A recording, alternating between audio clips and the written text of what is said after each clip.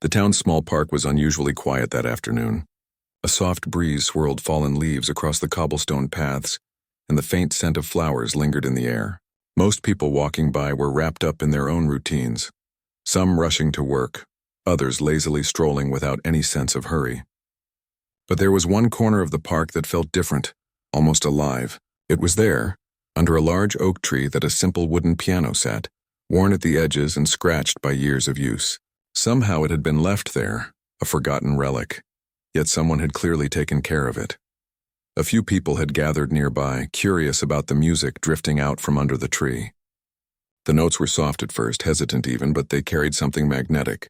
They weren't perfect, and yet they weren't careless either. There was a certain honesty in the way the person played. The crowd, though small, felt drawn in as though the music itself were breathing life into the lazy afternoon. He watched from a distance, his arms folded tightly across his chest, a frown creasing his face.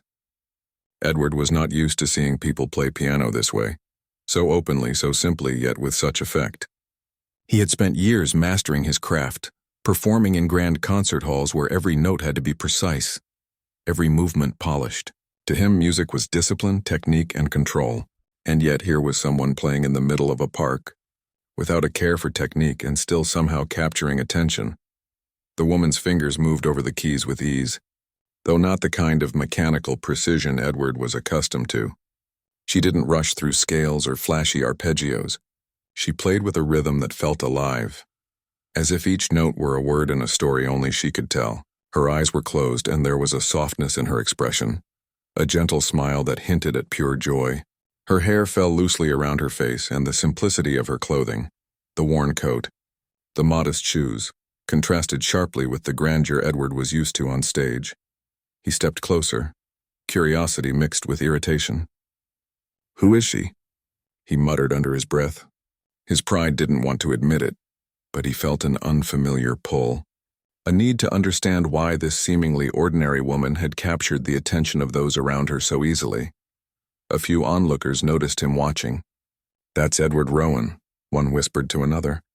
"He's the pianist everyone talks about, the one who never makes a mistake. He's performed in the biggest halls in the country." Edward's eyes narrowed at the mention of his name. Not because he was vain, though he did enjoy recognition, but because he couldn't stand the idea of being outshone, even by someone so ordinary in appearance. The woman's fingers continued to dance across the keys, the music rising and falling naturally, almost like a conversation. She wasn't playing for applause or approval. She was playing because it was part of her, a part of how she expressed herself.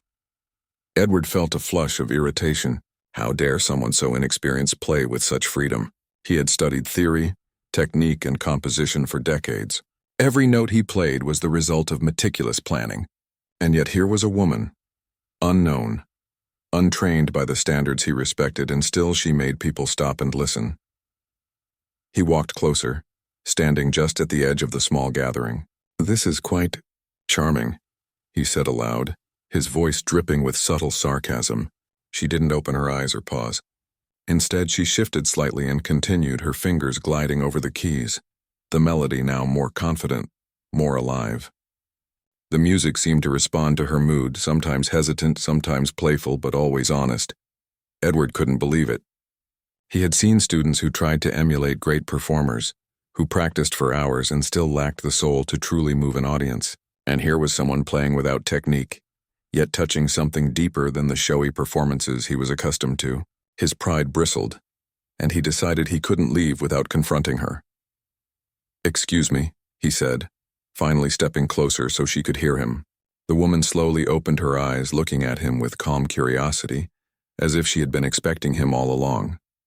Her eyes were kind, without a trace of arrogance, yet there was a quiet strength in them that made Edward uneasy. "Yes?" she asked simply, her voice soft, almost musical in itself. "I couldn't help but notice your performance," he said, searching for the right words.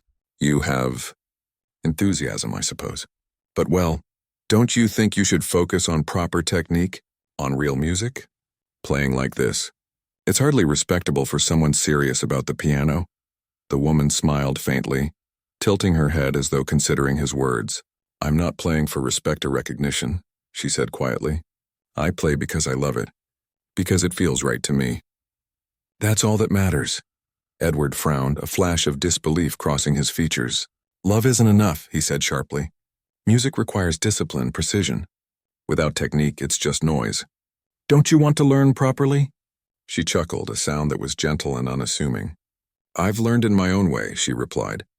Maybe not from teachers or big stages, but I know what I feel. That's my music. Her words struck him more than he wanted to admit. He had never thought of music like that. To Edward, music was mastery, measured by applause, awards, and flawless execution. And yet, standing there, listening to her play, he felt a stirring he hadn't experienced in years, a sense of wonder, of simplicity that moved him without grandeur. Edward's pride pushed him further. If you think that's enough, perhaps you'd like a challenge, he said, his tone now carrying a sharp edge. I can play almost anything flawlessly. Let's see if your feelings can really hold up against true skill. The woman's eyes widened slightly, but she didn't look intimidated. Instead, there was a spark, a quiet confidence that seemed almost playful. If you'd like, she said. I don't mind. A small crowd had gathered by now, sensing the tension. Some whispered, excited at the thought of a duel between a renowned pianist and this unknown woman. Edward straightened, proud, sure of the outcome. He could already imagine himself winning, proving that passion without training was useless. And yet, beneath his confidence, there was a flicker of uncertainty. There was something about her that he couldn't quite place. He moved to the piano with a flourish, taking a seat with the poise of someone used to the stage. The woman remained standing, her hands lightly brushing the keys before stepping back. Edward began to play, starting with a complicated piece, every note sharp, every movement precise. The crowd murmured, impressed by the skill. And yet, as he glanced to the side, he saw the woman smiling faintly, her eyes closed, seemingly unaffected. Her presence alone made him uneasy. She wasn't rushing, wasn't competing in the obvious sense, yet she exuded a quiet confidence that made Edward's fingers falter ever so slightly. He tried to ignore it, focusing on the music, but he couldn't shake the feeling that this simple woman had a depth he had never encountered, even among the most accomplished musicians he had trained or performed with. When he finally stopped, expecting applause and admiration, he noticed the woman had been waiting silently. She approached the piano, her movements calm and unpretentious, and touched the keys as though greeting an old friend.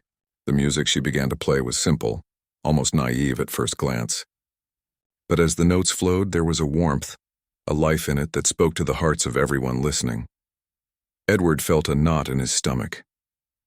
The people around them weren't just listening, they were leaning in, captivated. And suddenly he realized that the sound was far more than the notes themselves.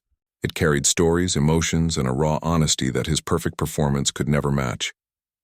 For the first time, Edward felt challenged, not by technique, but by truth. He watched, unable to interrupt, as her simple melody grew into something remarkable, touching the people around them in ways his own music rarely did. And as the last note lingered in the air, Edward knew something fundamental had shifted inside him. He had come to prove her wrong, to assert the supremacy of skill and training. But now, standing there in the quiet aftermath, he felt something unfamiliar, awe, respect, and the unsettling realization that there was more to music than mastery. The woman opened her eyes, looked at him, and smiled gently. It wasn't a triumphant smile, but one of quiet understanding, and Edward, for the first time in a long while, felt humbled. The following days, Edward couldn't stop thinking about her. He kept replaying the melody in his mind, each note haunting him in a way that made him both frustrated and fascinated. He had faced countless musicians in competitions, taught dozens of students, and performed in some of the grandest halls in the country, yet never had anyone's playing affected him so deeply, not with skill, but with feeling. Edward returned to the park the next afternoon, determined to understand how this woman, so ordinary in appearance and untrained in his eyes, could play with such authenticity. Perhaps he could point out her mistakes, guide her, even teach her something she didn't know. In his mind, he was ready to dominate this informal duel again. After all, technique was everything. The wooden piano under the oak tree seemed almost alive now, familiar. The woman was there, humming softly as she arranged her small music notebook on the bench. She looked up and noticed Edward approaching, and instead of fear or surprise, a quiet calm washed over her features. "Good afternoon," Edward said, trying to keep his tone casual but authoritative. "I hope I'm not interrupting." "Not at all," she replied, her voice gentle. "I was just practicing." Edward hesitated for a moment, trying to measure the right words. "I wanted to ask you something," he began. "Why do you play like this? Without proper technique, without scales or exercises, without training that really matters?" The woman smiled faintly, tilting her head as if she had heard this question many times before, yet it didn't bother her. "Because it's how I feel the music," she said simply. "I don't play to impress anyone. I play because it makes me happy, and I hope that happiness reaches someone else." Edward felt a twinge of irritation. That wasn't an answer he could work with. He wanted logic, method, mastery, something tangible to criticize. Instead, all she offered was honesty, and somehow it frustrated him more than disrespect ever could. "I don't think you understand," he said, trying to keep his composure. "Music is about precision. It's about skill. Without control, without technique, your notes are meaningless." Her smile didn't fade. She lifted her hands, resting them lightly on the keys, and began to play. The melody was gentle, almost tentative at first, but there was a warmth to it, a rhythm that seemed natural, effortless. Edward watched, expecting to find flaws, expecting to see hesitation. But as the music flowed, he felt something unfamiliar stirring inside him. It wasn't admiration for her technique, because there were mistakes, small ones, but for the way the notes carried meaning, emotion, and life. A small crowd began to gather, drawn by the music. Children stopped on the path. Older people leaned on benches to listen, and even a few joggers paused mid-stride. Edward noticed their reactions, their captivated faces, and something in him tightened. The people weren't noticing the missed notes, they were noticing her heart. Edward couldn't resist speaking again. "Your music. It's easy, simple. Anyone could play that." She looked at him, her eyes calm but piercing. "Anyone could play, yes, but not everyone plays like they mean it." Her words hit Edward harder than he expected. He realized she wasn't just defending herself.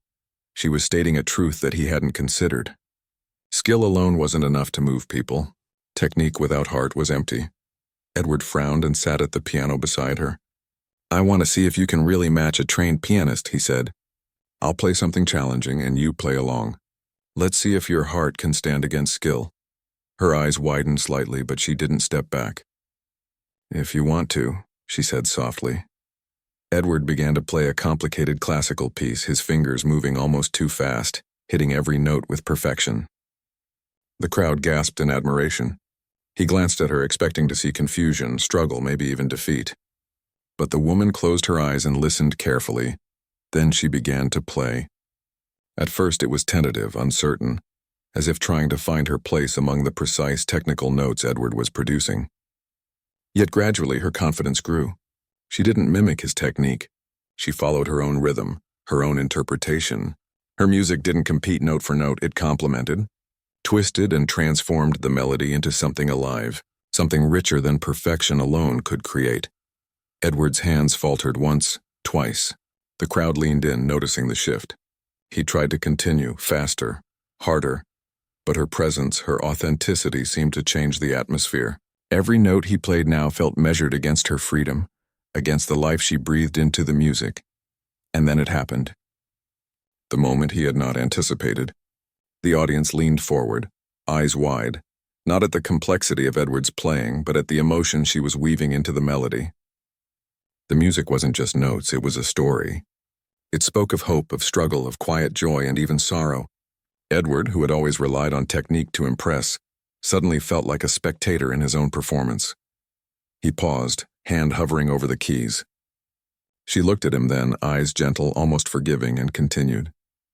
The melody, simple at first, now had depth, layers of feeling that no exercise or scale could teach. Edward realized with an uncomfortable pang that she had achieved what he could never teach. She had touched the hearts of the listeners. The piece ended, and the crowd erupted into quiet applause. Not the formal clapping Edward was used to, but genuine, heartfelt appreciation. People smiled at one another. Some wiped tears from their eyes. And there she sat, humble, composed, and smiling as though she had done nothing extraordinary. Edward leaned back, his pride bruised, his mind racing. He had come to prove superiority, to show her the value of training and technique. Instead, he felt humbled. She had not only held her ground but had transformed his understanding of music. He had underestimated her, not her ability to play notes but her ability to play from the heart. Finally, Edward spoke, his voice quieter than before. I didn't expect that. How do you do it? She shrugged lightly, still smiling. I just listen. To the music, to myself, to the world around me. I don't try to impress anyone, I just play. Edward exhaled slowly, leaning back. He felt something shift inside him, something he hadn't experienced in years. Admiration mixed with a strange humility. He wanted to analyze, to criticize, to assert his knowledge, but he couldn't. She had reminded him of something he had forgotten. Music wasn't just about perfection. It was about feeling, connection, and truth. The woman looked at him, noticing the change. You don't have to understand it fully to appreciate it, she said gently. Sometimes that's enough. Edward nodded slowly, realizing she was right. He had spent his life chasing perfection, accolades, and recognition, forgetting that music could be simple, messy, and still beautiful. He had played for applause and respect, but she played for something more. And in that moment, a plan began to form in Edward's mind, not out of pride, but out of curiosity. He didn't know what would happen next, but he wanted to learn from her, not teach her. He wanted to understand the heart behind the notes, the soul behind the melody. For the first time, Edward felt something more exciting than victory, possibility. The woman continued to play as the sun dipped lower in the sky, the soft golden light filtering through the branches of the oak tree. Children ran past laughing, and people passed by, momentarily stopping to listen. But the music, her music, remained at the center of it all, unpretentious, alive, and utterly captivating. Edward listened, and for once he didn't judge. He simply let the music wash over him, letting go of expectations, letting go of pride, and allowing himself to feel. And in that moment, he understood something fundamental. The power of music wasn't in mastery, applause, or recognition. It was in honesty, in expression, and in the courage to play from the heart no matter who was listening. He would never see music the same way again.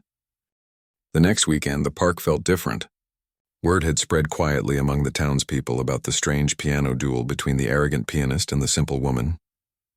People were curious, some skeptical, and others eager to witness something extraordinary. The oak tree, with its old wooden piano beneath, had become a small gathering spot, though no one truly understood why it drew such attention.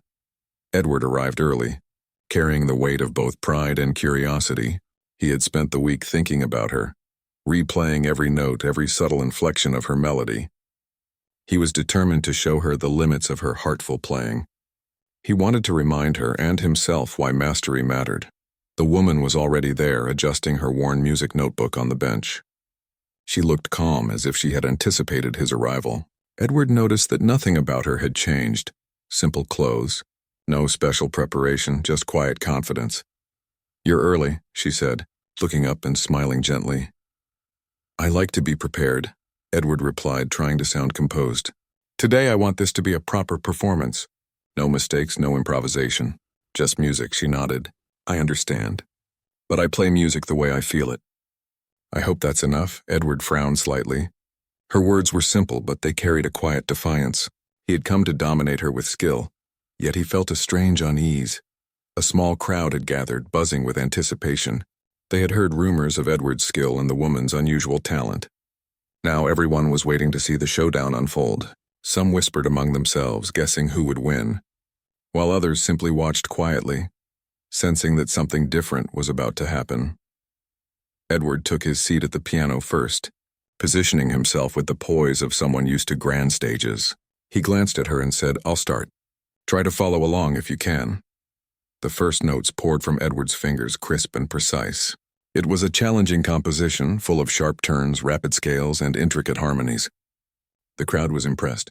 Many had never seen fingers move with such speed and control. Some nodded in admiration, clearly expecting the woman to struggle. But she didn't rush or panic. She closed her eyes and let the music reach her. Slowly, her own melody emerged. Not copying his, not trying to match every note, but complementing the rhythm and adding her own emotional layers. Her hands moved gracefully, almost unconsciously, letting the music flow as if it were part of her soul. Edward glanced at her and froze for a moment. She wasn't competing in the way he expected. She was creating something entirely new, weaving her own emotions into the framework of his technical composition. The melody became a conversation, his technique speaking, her heart responding. For the first time, Edward realized that this wasn't about skill versus skill. It was about two ways of understanding music, one disciplined, precise, and controlled, the other intuitive, emotional, and free. And somehow the combination was more powerful than either alone. The crowd leaned forward, captivated. Even those who had come expecting a display of technical superiority couldn't look away. There was something magical about the way her simple, heartfelt notes transformed Edward's complex piece into something alive, something that felt like it had a heartbeat. Edward's hands faltered slightly. He tried to play faster, sharper, more impressively, but it felt forced. The music he produced now seemed hollow, mechanical in comparison to the life and warmth that the woman brought to every note. "Stop trying so hard," she said softly, almost as if reading his mind.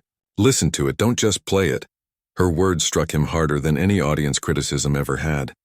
He had always believed that mastery was measured by speed, accuracy, and control.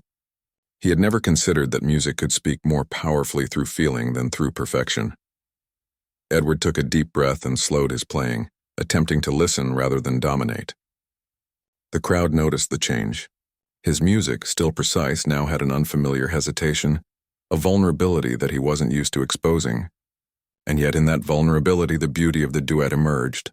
The woman's melody rose and fell naturally, blending with his in a way that seemed effortless. She didn't follow the rules of classical technique, didn't stick to rigid patterns. Yet the music made sense in the most human way. Each note carried emotion, joy, sadness, longing, hope, without the need for complicated flourishes. Edward felt something he hadn't felt in years: awe. He had been challenged not by speed or accuracy, but by truth. She reminded him that music wasn't just a set of rules or a display of talent. It was a language of the heart, one that transcended formal training. The duet continued, the crowd completely silent now, absorbed in the unexpected harmony between technique and feeling. Edward found himself watching her hands, marveling at the simplicity and elegance of each movement.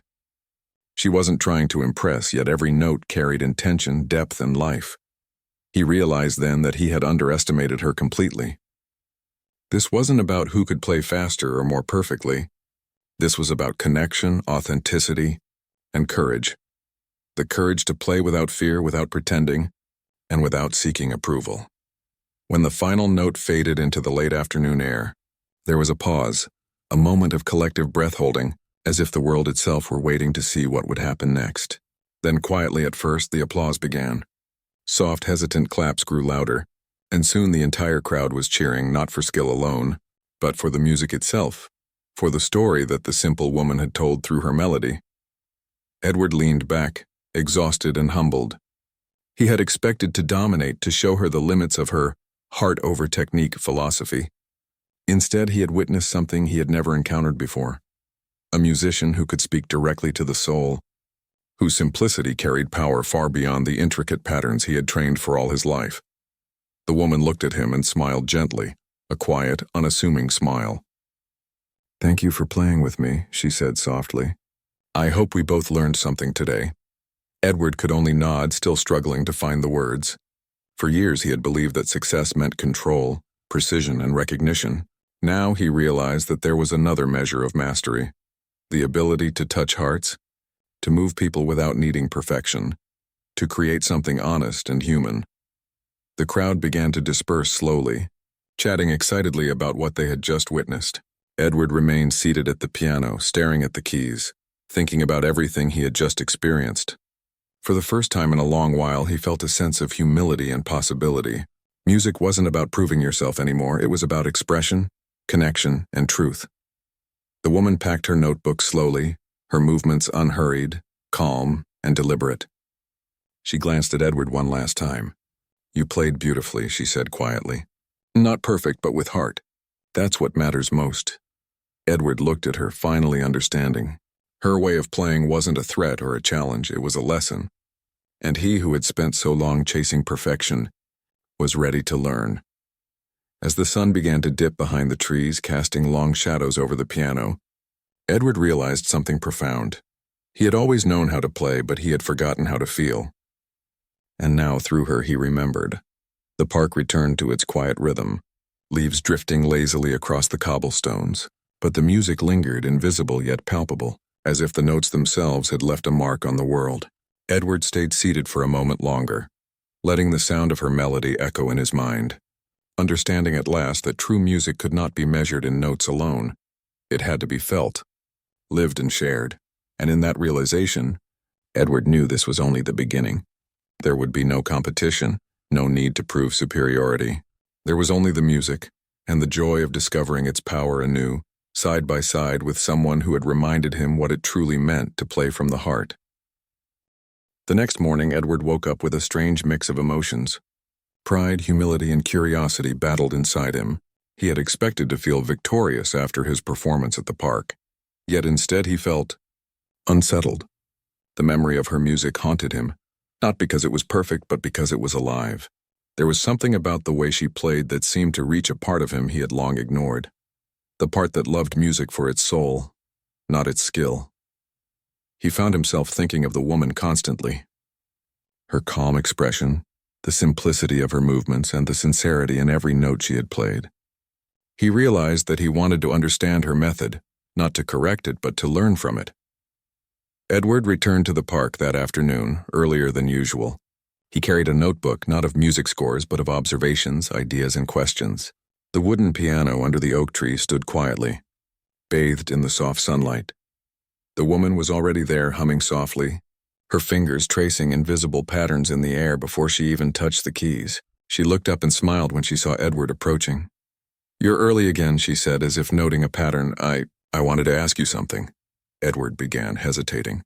"How do you play like that? How do you make music feel so alive?" She paused, considering his words.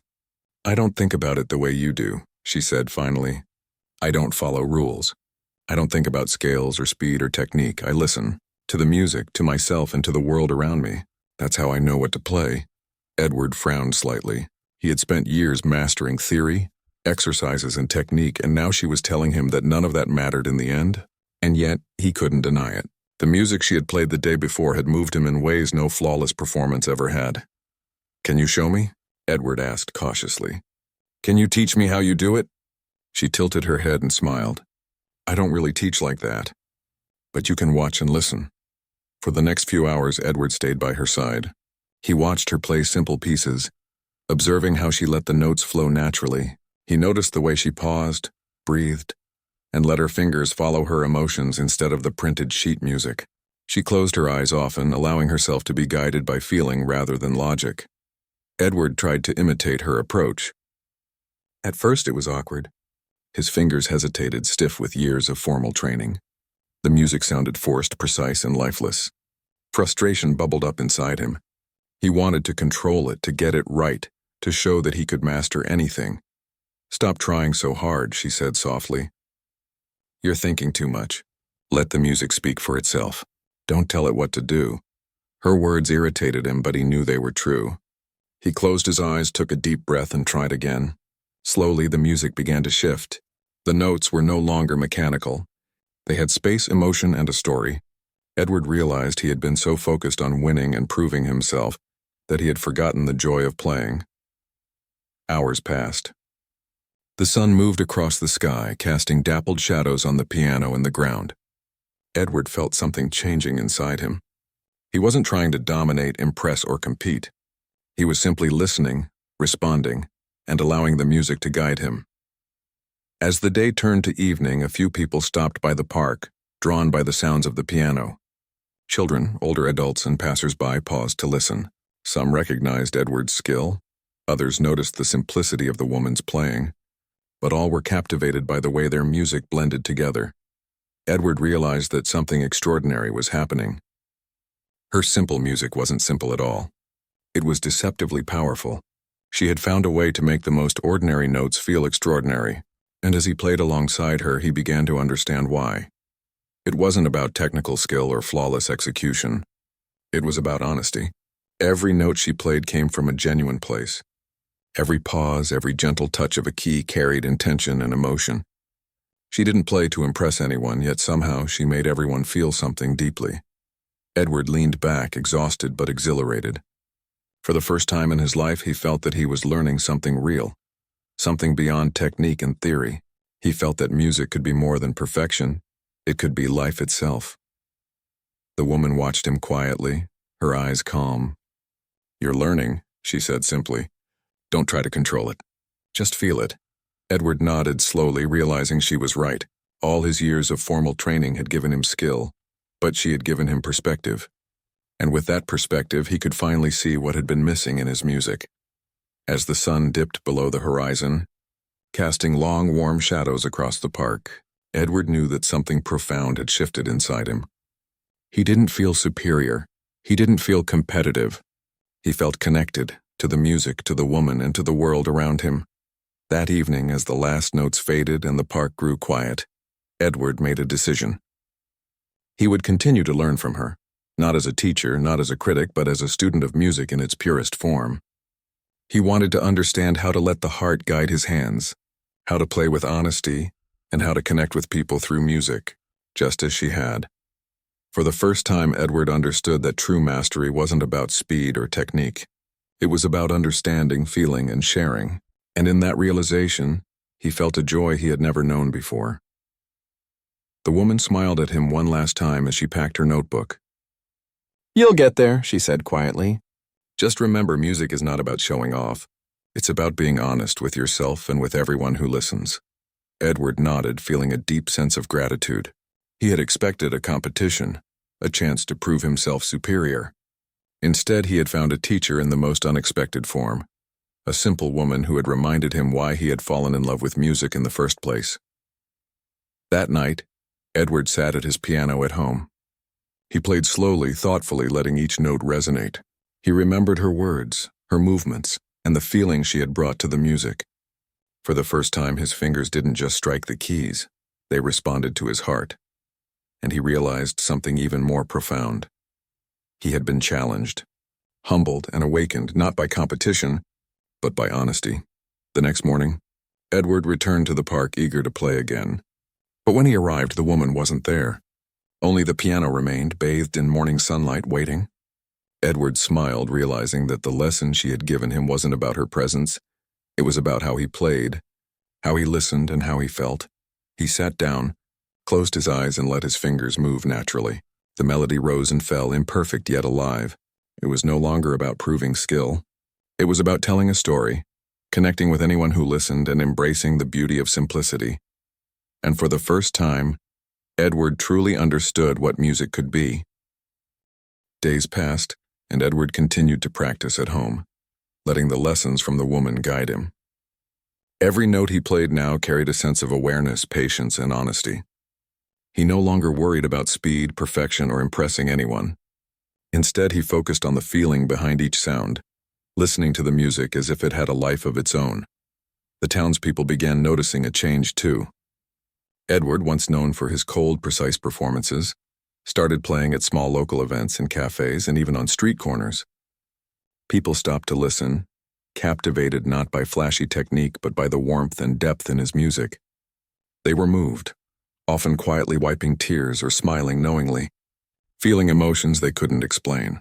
Yet, Edward knew that the real transformation had come from one person, the simple woman who had challenged him, not with competition, but with sincerity.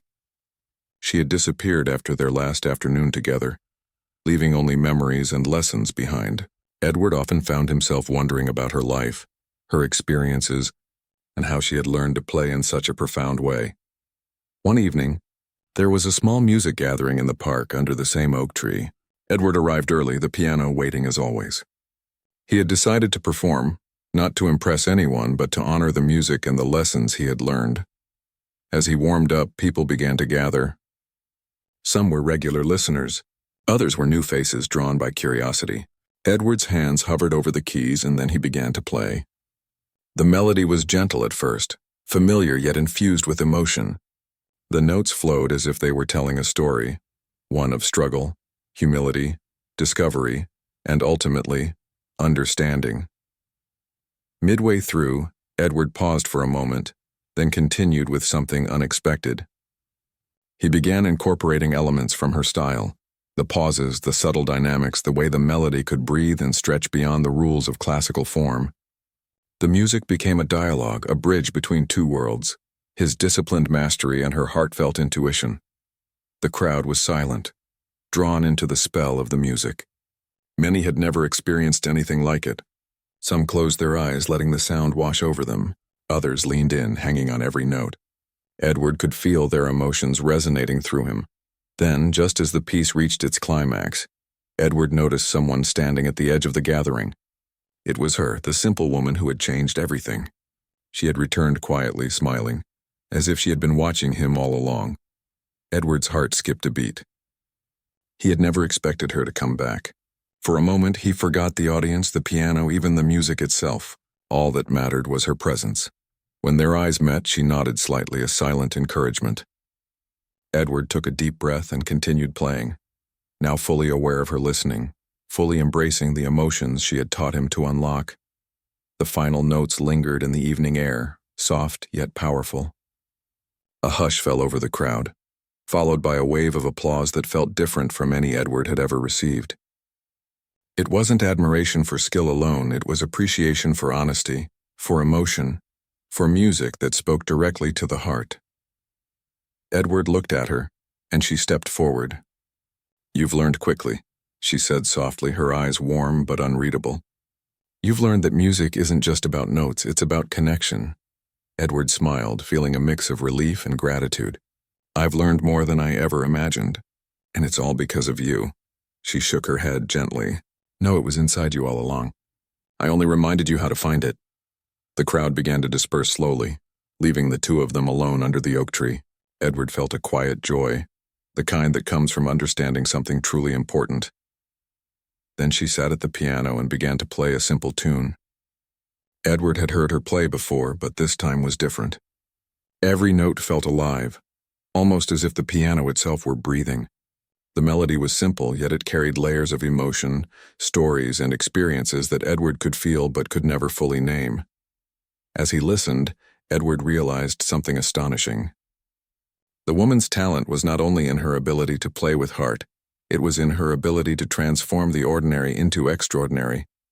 A few notes, a gentle pause, a subtle shift in rhythm, each element seemed to convey entire lifetimes of feeling. He tried to play along, but soon realized that she didn't need him. Her music was complete in itself, a living story that required nothing else to shine. For the first time, Edward understood the true magnitude of her gift. It was not skill alone. It was an ability to touch souls, to make people feel deeply with the simplest of melodies. The sun had set, leaving a gentle twilight over the park. Edward stayed seated, listening to her music, feeling the quiet hum of life around them. He knew that nothing would ever feel the same again. He had come to challenge her, expecting competition. Instead, he had been humbled, inspired, and awakened to a new understanding of music, artistry, and life. When the final note faded, Edward leaned back and smiled. "I think I understand now," he said softly. "It's not about being the best. It's about being real, about letting the music and yourself be heard." She nodded, smiling. "Exactly. And now, maybe you can play like that too. Not because you want to impress anyone, but because you want to share what's inside you." Edward took a deep breath, placed his hands on the keys and began to play again. This time it was different. Every note was deliberate yet free. Every pause was meaningful yet effortless. The music didn't belong to him alone. It belonged to everyone listening, everyone feeling, and everyone touched by its honesty. As he played, Edward felt the culmination of his journey, from arrogance to humility, from seeking approval to expressing truth, and from performing for others to playing from the heart. And he knew that he would never forget the lesson she had taught him. That true music, like true life, was measured not by perfection but by authenticity.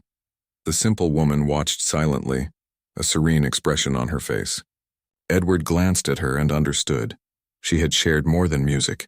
She had shared a perspective, a way of being, and in doing so, she had changed him forever. That night, the park was quiet once again. The piano stood under the oak tree, empty, but the echoes of their melodies lingered in the air, in the hearts of those who had listened and in Edward himself. Edward finally stood, feeling a sense of peace he had never known. He had set out to prove something, to challenge her and perhaps to claim superiority. Instead, he had discovered humility, artistry, and the transformative power of simplicity and honesty. And as he walked away from the park, he knew that this experience, this encounter with a simple woman and her extraordinary heart, would shape not just his music, but the way he lived the rest of his life. The lesson was clear. Sometimes, the most profound challenges don't come from others trying to outdo you. They come from those who simply exist with authenticity, and in doing so awaken something greater within you. Edward smiled to himself. For the first time, he didn't need to be the best. He only needed to be true. And somewhere in the quiet of the night, the woman's melody seemed to follow him, a gentle reminder that music and life was most beautiful when it came from the heart.